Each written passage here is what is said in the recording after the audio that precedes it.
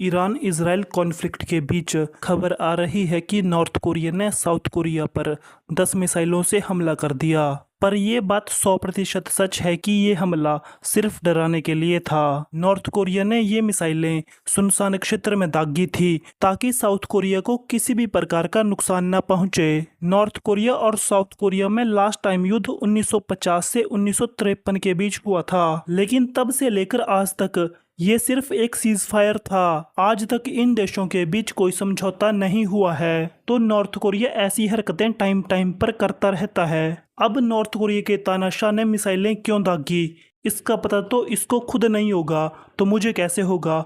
हम तो सिर्फ अंदाजा लगा सकते हैं, पर लगता है ये हमला अमेरिका पर दबाव बनाने के लिए किया गया ताकि ईरान पर से थोड़ा प्रेशर कम हो, जो इस बात से और पुख्ता होता है कि ईरान के जितने भी दोस्त हैं वो सारे के सारे देश अपनी कैपेसिटी के हिसाब से अमेरिका पर दबाव बना रहे हैं। जहां अब तक ईरान को सिर्फ डिप्लोमेटिक सपोर्ट मिल रहा था, पर मिलिट्री सपोर्ट की बात कोई देश नहीं कर रहा था, लेकिन अब चाइना और रशिया ईरान को मिलिट्री सपोर्ट देने की बात कर रहे हैं। आज अमेरिका ने ईरान की न्यूक्लियर साइट पर हमला कर दिया।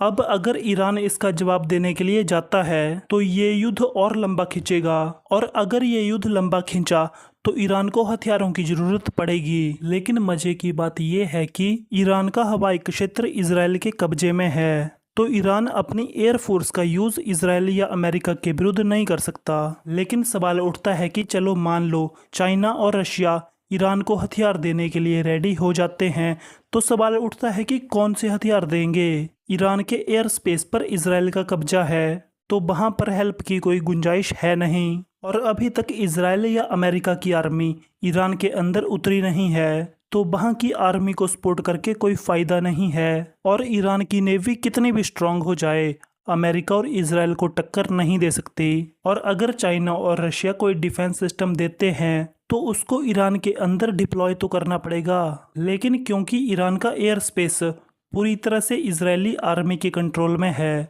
तो इजराइल ईरान के किसी भी डिफेंस सिस्टम को डिप्लॉय होने नहीं देगा। और अब तक ईरान इजराइल पर अपनी बैलिस्टिक मिसाइलों से हमला कर रहा था, और आगे भी उसका यही प्लान है। लेकिन युद्ध शुरू होने से पहले ईरान के पास 2000 बैलिस्टिक मिसाइलें थी। अब हम मान लेते हैं कि ये सारी की सारी मिसाइलें इजराइल तक पहुंचने की कैपेबिलिटी रखती हैं, तब भी अभी तक ईरान इस कॉन्फ्लिक्ट में 500 से ज़्यादा मिसाइलें यूज़ कर चुका है। मतलब अब ईरान इजराइल पर सिर्फ 1500 मिसाइलें दाग सकता है, और उनमें से जो मिसाइलें इजराइल के डिफेंस सिस्टम को पार करके इजराइल की सिटीज़ पर बॉम्बिंग कर रही हैं। मतलब ईरान सिर्फ 150 मिसाइलें इजराइल की ज़मीन पर दाग सकता है। तो इजराइल और अमेरिका के विरुद्ध ईरान को हथियारों की ज़रूरत पड़ेगी, और इजराइल ने उस फैसिलिटी पर भी हमला कर दिया है जहां पे ईरान अपनी मिसाइलें बनाता था।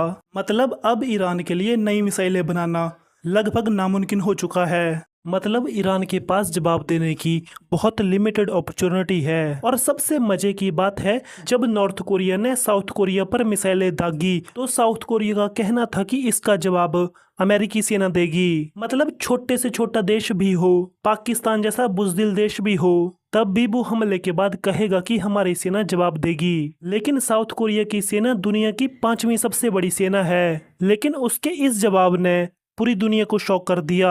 हम मानते हैं तुम्हारी अमेरिका के साथ एक ट्रीटी है जिसमें अगर तुम पर कोई हमला होता है तो इसका जवाब अमेरिका देगा, लेकिन अगर अमेरिका कुछ नहीं कर रहा है तो तुम्हारी आर्मी भी तो दुनिया की 5वीं सबसे बड़ी आर्मी है। हमला नहीं करना है तो एटलीस्ट बोलना तो चाहिए, ताकि दूसरे देश में खौफ रहे और अपने लोगों का हौसला बना रहे। बाकी तो आई होप आपको वीडियो अच्छी लगी होगी। वीडियो देखने के लिए धन्यवाद।